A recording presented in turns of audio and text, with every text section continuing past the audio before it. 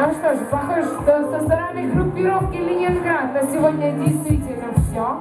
Но, тем не менее, это ночь продолжается. И самые знаменательные сюрпризы сегодняшнего мероприятия есть еще в запасе, друзья мои. Как только Александр выйдет со мной на связь, мы сможем вас порадовать следующим событием. Готовьтесь!